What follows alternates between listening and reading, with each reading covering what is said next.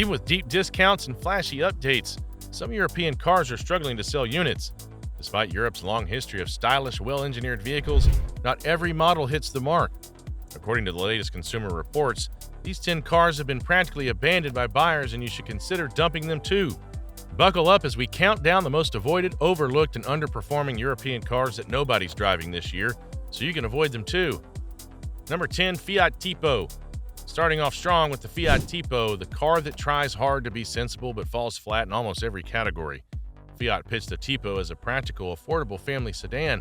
The 2026 Consumer Reports ratings tell a different story. Sales across Europe have dropped to embarrassing lows, so low that dealerships are practically giving them away, and not even eye-catching cashback offers help. Why the collapse? First, the ride feels uninspired. Every drive is as dull as dishwater. It never settles into a groove, and road imperfections feel magnified. The interior tech is years behind, featuring small screens, laggy menus, and minimal connectivity options, all while rivals offer bigger displays with seamless smartphone integration. Under the bonnet, the engine delivers lackluster performance with middling efficiency. The safety scores also raise red flags, especially when other models in its class offer advanced driver assist as standard. Fiat made a few tweaks in recent years, including minor trim updates and slightly improved infotainment, but the changes flew under buyers' radar. In a segment overflowing with compelling choices, the Tipo blends into oblivion. It's forgettable inside and out. A real case study in meh. By 2026, the data's clear. This is one compact nobody asked for or wants to drive. Hey, if you're enjoying this channel focused on the European car market, don't forget to subscribe for more updates, insights, and exciting content coming your way. All right, let's keep this momentum going. You think that was bad? Oh, we're only getting warmed up. Number 9, Dacia Logi. Sliding into 9th place is the Dacia Logi. Marketed as a no-fuss, value-packed MPV, instead it's become the ghost of subcompact vans past. 2026 Consumer Reports reveal it's lagging behind even some subcompact crossovers in popularity. And it's really no surprise because while parents may prioritize space, buyers have moved on to more engaging and better equipped options. The Logi's appeal was basic: space with its 7 seats, low price, and minimal features. That base value has eroded since today. You can get crossover SUVs with better design, stronger engines, and more amenities for just a bit more cash. The interior feels frugally functional to the point of seeming unplanned. From hard plastics, basic buttons, to zero personality, the driving experience is clumsy, with unwieldy handling, a soft ride, and poor insulation that makes highway driving feel like a chore. Safety technology is outdated or optional, while rivals offer a suite of driver assist as standard. It feels like Dacia froze this in 2015 and moved on. Consumers have taken note, and the result is a steep decline in sales and reduced market presence. In short, the Logi looked useful on paper, but it felt ignored on the road. It's become an afterthought, and in 2026, that equals obsolete. Number 8, Peugeot 108. At number 8, we've got the Peugeot 108, a tiny car that once had charm but now simply doesn't deliver what modern buyers want. Consumer Reports 2026 data places the 108 near the bottom in the city car category, and it's sinking fast. Initially introduced as an affordable, stylish city car, the 108 should have hit a sweet spot, but while rivals leaned into bold design, torque-rich engines, and advanced safety tech, the 108 stayed static. The screen remains small and laggy, connectivity's minimal. Under the hood, the engine's revved to death but feels sluggish off the line and thirsty in real-world driving. Even worse still, the cabin's super noisy. The insulation's poor, so every bump and rumble feels like it's happening directly under your backside. Competitors like the Toyota Aygo X or Hyundai i10 significantly raised the bar with touchscreen infotainment, impressive fuel economy, and practical storage despite a similar footprint. So inevitably, buyers compare and choose functionality, refinement, and modern tech over nostalgic looks. Sales have nosedived, and Peugeot has begun the quiet retreat by gradually removing factory support in various markets. Essentially, no one complains when it's gone. If you're after a dependable city runabout, there are very few reasons to pick the 108 in 2026. It's lagged behind and continues to run out of road. Number 7, Opel Crossland. Sliding into 7th place is the Opel Crossland, an attempt at a smart, compact SUV that fell flat on its face. 2026 Consumer Reports signal steep drops in both sales and consumer satisfaction. The main problem with the Crossland, it lacks both identity and purpose. Crossland tries camping into crossover territory without delivering SUV traits, jacked up stance, or off-road flair. Instead, it feels like a rebadged hatchback with confused styling, a bouncy ride, and unremarkable handling. Steering is vague, suspension soft, and body control sloppy, leading to awkward lane changes and clumsy corners. Inside, it has the sad look and feel of a budget salon thanks to cheap plastics, cramped seating and a splash screen infotainment lacking cutting-edge connectors or crisp performance. Buyers are leaning toward competitors with either bold design, distinctive tech, or strong brand image. Crosson lacks all three. Resale value is hurting too, and depreciation is fast and harsh. Opel appears to be quietly reducing investment in the model, choosing to funnel attention to Grandland and Astra-based crossovers. In today's crowded compact SUV market, nobody's reaching for this one. It's the automotive equivalent of invisible ink. Number 6, Citroën C1. At number 6, the Citroën C1 is another microcar that disappeared into the showroom quietly. It shares a platform with Peugeot 108 and Toyota Aygo, and it once competed as the quirky city car. But in 2026, it's barely on any shopping list. Consumer Reports names it among the least bought city cars in Europe. Why? Well, the C1 stayed stuck in outdated design and technology while rivals adopted bigger screens, smarter interiors, and more efficient engines. The lack of cabin space makes longer rides impractical, and sound deadening is almost non-existent. Engine power is minimal, making merges or highway cruising feel strained and slow. While Toyota revamped its micro offering with a hybrid option and refreshed styling, Citroën left the C1 on life support. No EV version, no improved interior, no upgraded tech, just the same features and same price, but no renewed appeal. Buyers see other options offering more for less, and the C1 essentially became the working equivalent of a glorified scooter.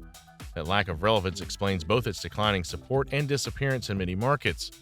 Now, brace yourself for the top 5 because things are about to get even more interesting. Number 5, Renault Talisman. Kicking off the top 5 is the Renault Talisman. It had big dreams, and on paper it looked like a solid move. Sleek design, a big body for long drives, and enough chrome to compete in the executive category. The 2025 Consumer Reports makes it clear that buyers aren't just passing. They didn't even slow down to look. The problem starts with ambition that didn't follow through. It aimed for Passat-level refinement but delivered something much flatter. The interior materials were mid at best, while the driving experience was soft, uninspired, and disconnected. Tech-wise, the infotainment system has aged poorly. Updates are slow, and it lacks the intuitiveness buyers now expect as standard. And in today's market, where SUVs dominate and hybrid drivetrains are increasingly the default, the Talisman rolled up with little more than size and some soft leather. Even Renault's mild attempts to refresh the lineup in recent years failed to move the needle. The biggest drawback is the Renault barely fought for it. Marketing was quiet, updates were minor, and even dealer promotions felt half-hearted. By 2026, it felt like everyone, including Renault, will know the Talisman has overstayed its welcome. It's a cautionary tale that just having a large footprint doesn't give a model presence. It needs character, tech, efficiency, and value.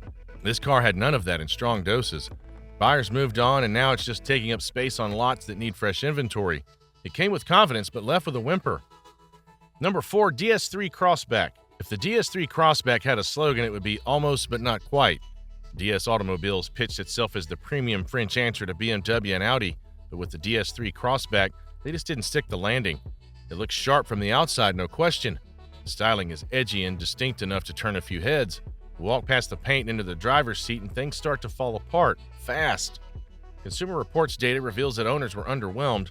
The materials inside feel too plasticky for a car that tries to sell itself as upscale. The seating position's awkward while the buttons are all over the place. The infotainment system's laggy, unintuitive, and more frustrating than useful. As for the ride, it's more stiff than sporty and fails to deliver a comfortable daily experience. Then there's the DS3 E-Tense, the electric version. It was supposed to be the future-facing eco-luxury headliner. Instead, it's an overpriced, underperforming EV with limited range and slow charging. Buyers expect better electric performance these days, even in the compact premium segment, and the DS3 couldn't deliver. In short, DS tried to build a premium compact with flair, but didn't focus enough on actual quality and performance. European drivers aren't easily fooled by pretty exteriors. The market responded with a collective shrug. Sales stayed flat, showroom interest faded, and now the DS3 Crossback is a quiet entry on the what went wrong list of modern French automotive experiments. All right, we're down to the final 3, and these next ones are not even flops. They're full-on regrets. Number 3, Alfa Romeo Giulia. Let's be clear, everyone wants to love the Alfa Romeo Giulia. Its styling's on point, the proportions are athletic, and the driving dynamics, especially in the Quadrifoglio trim, are exhilarating. But the verdict from Consumer Reports is cold. It's one of the most skipped-over sedans on the market, and the reason has nothing to do with performance. It's all about trust. Alfa Romeo has long struggled with reliability perception, and the Giulia is Exhibit A of that problem. Electrical glitches, infotainment issues, and unexpected mechanical problems continue to haunt its image. No matter how exciting the drive might be, most buyers aren't willing to gamble when there are safer bets out there, especially when it comes to spending €40,000 or more. Add in a weak dealership network and limited service infrastructure across parts of Europe, and even Alfa fans are cautious of the Giulia. Residual values have tanked. Owners often lose a huge chunk of their investment in just a few years, making leasing the only semi-safe route, and even that's a risk. The Giulia should be a hero in this segment. It's got the DNA for it. Until Alfa Romeo fixes the support structure and reliability narrative, it'll remain a ghost in the European market, because like it or not, stunning looks and thrilling performance aren't enough to sway buyers who've seen too many repair invoices. It's the classic case of a car that gets all the automotive press love but fails to win over the everyday driver. It's another missed opportunity for a brand that should be doing so much better. Number 2, Lancia Ypsilon. Somehow the Lancia Ypsilon is still on sale in 2026. Still. And if that surprises you, you're not alone. Most people outside Italy barely realize the brand exists, let alone this tiny relic of a car. Yet there it sits, hanging on to life in Italian showrooms, despite Consumer Reports placing it squarely near the bottom of buyer interest across Europe. The Ypsilon feels frozen in time. The styling's basic and dated. The cabin materials feel cheap, even by economy standards. The infotainment and safety tech are miles behind rivals. Even for a budget car, it underdelivers. Lancia models at the same price point offer more modernity and comfort. So the Ypsilon's real selling point is good old nostalgia, and maybe the badge if that still means anything. Performance-wise, it's average. The ride's noisy, handling is loose, interior space is tighter than you'd expect from a 5-door. Lancia's half-hearted facelifts haven't helped. They've kept the silhouette but done little to bring it up to speed. Sales are declining fast. Even in Italy, where local loyalty used to give it a safety net, drivers are switching to more relevant options. Lancia promises a comeback with fresh EVs in the pipeline, but for now, the Ypsilon is a rolling reminder of how far the brand has fallen. It's underwhelming, outdated, and unloved, so it might be time to pull the plug. Here it comes, the big one, the car topping the list of European flops in 2026. Number 1, Smart EQ 4.4. Topping the Consumer Reports flop charts is none other than the Smart EQ 4.4. We've reached the bottom of the barrel, and the Smart EQ 4.4 holds the title. Once a clever solution for city driving, the 2026 version feels outclassed, overpriced, and outdated. It's an EV, yes, but it's one that offers so little in return that even die-hard urban drivers are saying no thanks. Let's start with range. Under 160 kilometers in the real world, that's barely a commute and a grocery run. Charging speeds are slow, the battery pack's tiny, and the tech inside feels like it came from a 2016 concept and never got updated. You'd think a small EV would at least nail value, but the 4.4 comes with a price tag that makes little sense compared to what Dacia or even Fiat are offering. The interior's cramped, the materials scream budget, and despite being a 4-door, the rear seats are a tight squeeze. You expect compromises in a city EV, but this one gives away too much. Consumer Reports listed among the least satisfying electric cars on sale, and the sales figures agree.